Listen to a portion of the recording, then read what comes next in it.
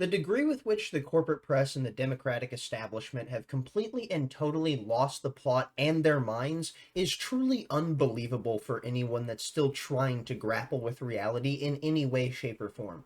When you hear the things that they say, it makes you wonder what funhouse mirror version of reality that they perceive when they look at the world. The thing that I think is most intriguing about this, though, is that as we get closer and closer to November 5th, I can guarantee you the insanity is only going to ramp up in mass, and this most recent example provided by MSNBC truly highlights that. So what did we see? Donald Trump held a rally in Madison Square Garden and in doing so had an absolutely massive crowd. What a way to cap off your cycle throughout this process of running for the election in 2024 by finishing it off in the biggest stadium in the United States, one of the most popular venues in the United States, and your home state of New York. But of course, you see, it couldn't be something like this that would be the selling point as to why Donald Trump would be doing this. No. According to MSNBC and so many others under the sun when it comes to the fact of the progressive apparatchiks that litter the corporate press and the legacy media, what is it that they're stating? That Donald Trump did this as a fealty to the Austrian painter, to the funny mustache man of the 1940s. Because don't you know that in 1939, there was a Nazi rally held in Madison Square Garden with 20,000 people in attendance? So very clearly, Donald Trump is trying to show his fealty to Adolf Hitler. That is what we're dealing with right now. That is how far they reach, these Stretch Armstrong ass motherfuckers are willing to go to try and paint this man as effectively the new fascist dictator of the era. It is quite stunning, but nonetheless, once you see how completely removed from reality these people are, on repeat, it should not surprise you nonetheless. So let's go ahead and throw it into that clip of MSNBC, and then we'll move on to check out even more insanity. That jamboree happening right now, you see it there on your screen, in that place is particularly chilling because in 1939, more than 20,000 supporters of a different fascist leader, Adolf Hitler, packed the garden for a so-called pro-America rally, a rally where speakers voiced anti-Semitic rhetoric from a stage draped with Nazi banners. When a Jewish protester rushed the stage, the Associated Press reported, quote, instantly, a dozen or more stormtroopers set upon him, knocking him down and beating him as he held his head in his arms. Most of his clothing was torn from his body. Later, he was booked for disorderly conduct. Now, against that backdrop of history, Donald Trump, the man who has threatened to use the military against opponents he calls enemies from within, who has threatened to use the troops to quell what he says are lawless cities, and to use those troops to carry out mass deportations of immigrants, is once again turning Madison Square Garden into a staging ground for extremism.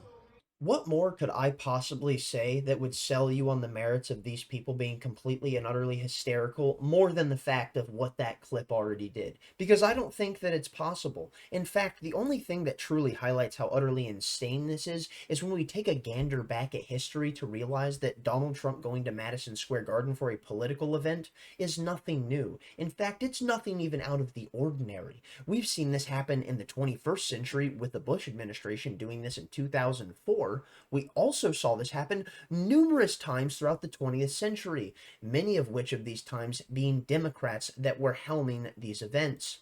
Here we can see the darling child of the Democratic establishment and party itself for so long, John F. Kennedy holding a rally in 1962 talking about Medicare. And where was it held? At Madison Square Garden, and it was filled to the brim with over 20,000 people. But of course, you see, they'll never mention this. They'll just talk about this rally that happened in 1939. Of course, they'll never talk about the fact that there was also a rally in 1924, which was helmed by the Democrats as well. Here you can see held at Madison Square Garden in New York City from June 24th to July 9th. 1924 was the longest continuous running convention in United States political history. Isn't that something? So not only do we see this happening around the time of John F. Kennedy's presidency, but we also see this happening even before the time of World War II itself. In fact, even before the time of when the Germans came to do so, and it was the Democrats who were at Madison Square Garden.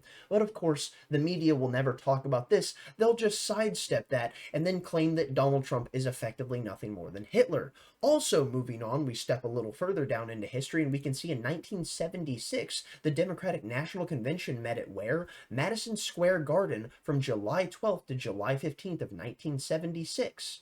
And why was that? Because Jimmy Carter and Walter Mondale were running for president. And look at that, we go to 1980 and we see the same thing happening once again with the Jimmy Carter ticket. And not only that, 1992, now we see the Democratic National Convention nominated Governor Bill Clinton of Arkansas for president and Senator Al Gore from Tennessee for vice president. Clinton announced Gore as his running mate on July 9th, 1992. The convention was held at Madison Square Garden in New York City. New York, July 13th to July 16th, 1992.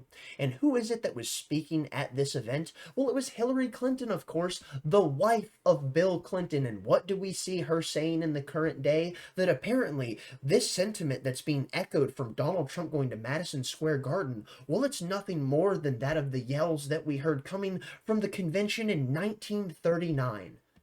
Isn't that just remarkable? Completely sidestepping the fact that she herself has done the exact thing that Donald Trump is doing. Of course, not a surprise considering that Hillary Clinton is a hollow shell, vapid, and nothing more than a soulless vassal for evil. But nonetheless, we see the fact that she once again is lying through her teeth trying to sell a narrative and convince the American people that we have another funny mustache man on the world stage once again.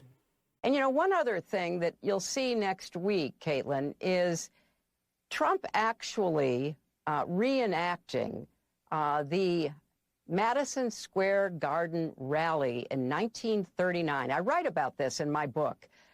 President Franklin Roosevelt was appalled that neo-Nazis, fascists in America were lining up to essentially pledge their support for the kind of government that they were seeing in Germany. So I don't think we can ignore it. Well, would you look at that? Hillary Clinton once again making funny mustache man comparisons with Donald J. Trump. What a shocker. I know it's never something you ever could have seen coming down the line. But the thing that just blows me back every single time I think about something like this when it comes to the fact that they're still sticking to this line of logic is that there are a litany of Holocaust survivors that are steadfast, ardent supporters of Donald Trump.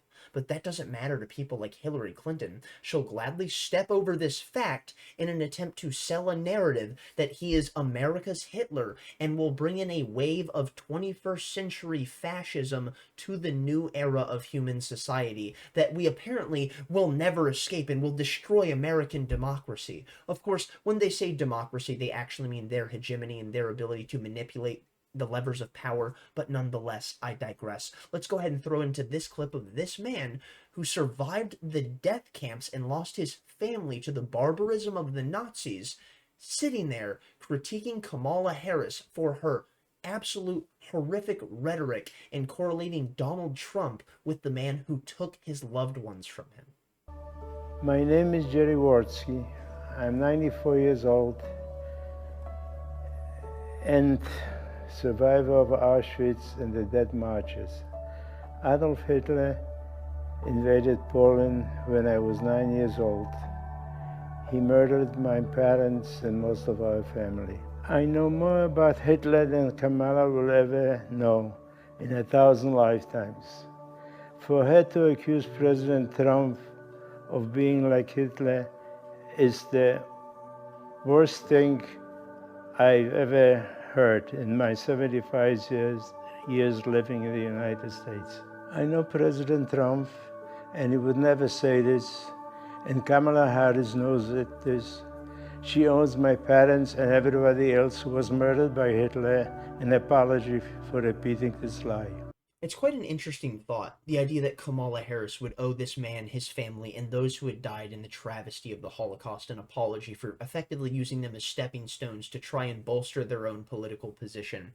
And in the end, what we see is if that's the case, then by all means, not only is it Kamala Harris, but Hillary Clinton and every single other one of these Democratic apparatchiks under the sun, as well as many of these different mouthpieces that work for the corporate press, would also owe a deep and heartfelt apology for being nothing more than propagandists that were effectively willing to use the bones and heaps of ashes of dead people to walk upon to bolster the positions that they were trying to espouse.